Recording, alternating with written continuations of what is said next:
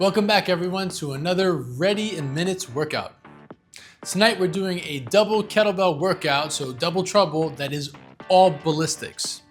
All right, so we've got a double swing, a double gunslinger swing, a double clean, a double half snatch, and a double push press. So since everything is a dynamic, power-based exercise, the cardio is going to add up fast. So make sure you take break in between sets or between exercises if you feel like you need to. I'll be doing this as a complex for 3 rounds for all of the 5 exercises, but by all means, please take a rest if you feel like you need to. Especially these days, I'm a big fan of working up to the point of fatigue and stopping just before, recovering, and then going back in. So I'm gonna encourage you to do the same, because the goal is to get a good workout in with maximum benefit, not just kick ourselves in the butt. So with that said, let's dive in.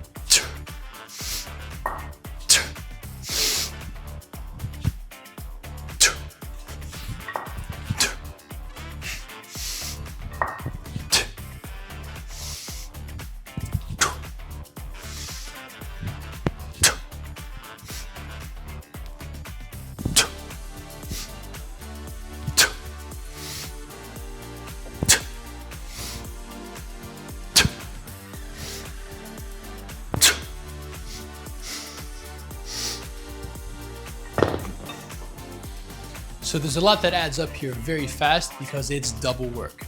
Let's start by taking a look at the double swing. So for the double kettlebell swing, all the same rules apply that apply to your single kettlebell swing, except that you're gonna take a wider stance so that the bells can pass between your legs, and an optimal kettlebell setup has them slanted towards you. So if you take a look at the bells here, they are tilted in a V shape towards your body. You're going to hold on with your thumbs pointed down and then tilt them off their base. Other than that, if you've got a good kettlebell swing, you'll have a good double kettlebell swing. Just don't go too heavy too soon. For the gunslinger swing, think of this as a ballistic row. So you're gonna set up the way you would for a swing, except you're going to pull the weight towards your body. Think about pulling your elbows in towards your side to perform the swing. The key here is gonna be to keep a tight arc and to keep the elbows close to the body. So at the point when you hike back, don't disconnect. Allow it to come out and then pull it back. When the bell's gonna come down, allow it to fall forward, still keeping the lat engaged, and repeat on the next rep. For the clean, the same rules apply that just applied to the gunslinger swing, except that you're gonna be landing it on your forearm. So once you hike back, instead of just pulling back, there's gonna be a transition to the rack position. If you feel like the bell tends to bang down hard on your forearm, try finishing with an open palm so that it slides down into its final place. Additionally, try to control the kettlebells on the way down, on the way up, so they don't bang into each other too much. Let me show you what I mean. So this is good, this is not. Hear that clanking? That's not great. Now, in most scenarios, nothing bad will come from that. I can tell you from experience, as somebody whose thumb once got caught in between the 2 rings on the way down, the first time that happens will be the last time it happens, because you will never want to have it happen again. But you can avoid it altogether if you control the arc on the way down and on the way up, not having the bells clank into each other. For the double snatch, you want to snatch all the way up with a lot of power. You don't want it to be a press. You don't ever want your snatch to look like this, but rather this. Now you'll also notice that I snatched down for the single arm snatch. There is a time and a place to snatch all the way down with double bells, but since we're trying to be safe, and I'm assuming that we're trying to get better at this, it's better to guide it into the rack, clean between the legs, and then snatch back up to the top. Slowing this sequence down will inevitably help you control it better and keep it tighter to the body on the way down. Because if you cast too far out with double bells, you're gonna go where the bells go. So unless you've got a fair amount of experience doing double snatches and feel very confident snatching down and keeping it under control and close to your body, I would recommend doing a half snatch all the way up to the top, guiding it to the rack, and then repeating. So for the push press, you don't need a whole lot. A little bend at the knees, snap at the hips, and then finish with a small press out. In real time, here's what it looks like.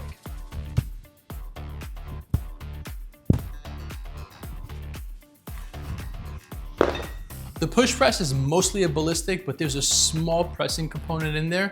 So if I had to ballpark it, I would say 75% of the power is coming from your hips to send it up, and the final 25 is your press out. All right, now let's do it for 3 rounds together.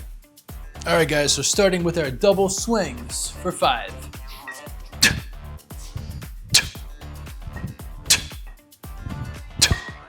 And gunslinger swings.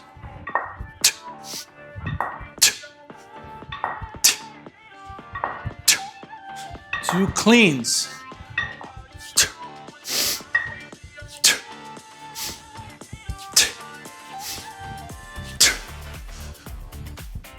2 double half snatch.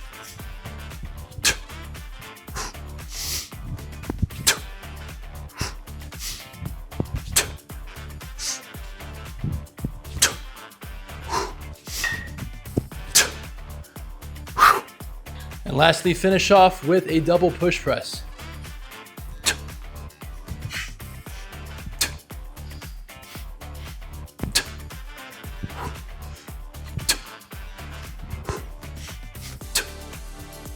And clean down to the ground.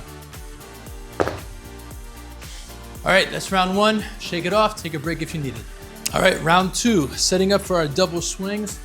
The good tight hinge, and hike it back and swing. 2, 3, 4. 2 gunslinger swing.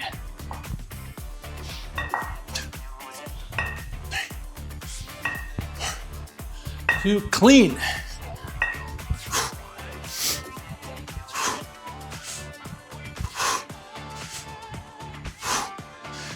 2 double half snatch.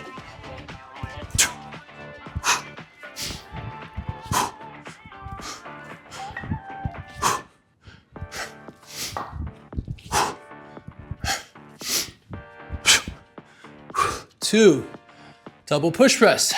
2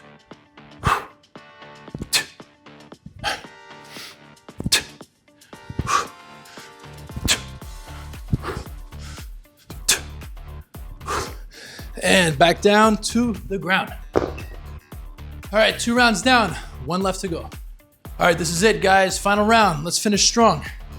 Set up for our double swing and hike back.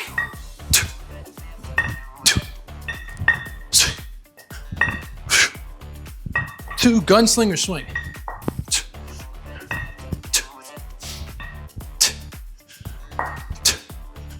2 clean.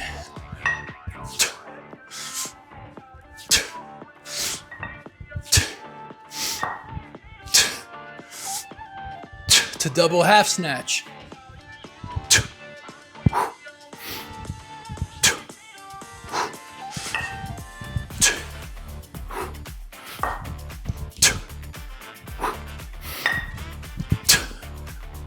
2 double push press.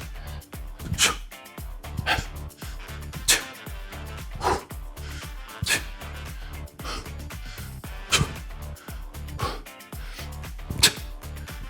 and clean down to the ground for the finish.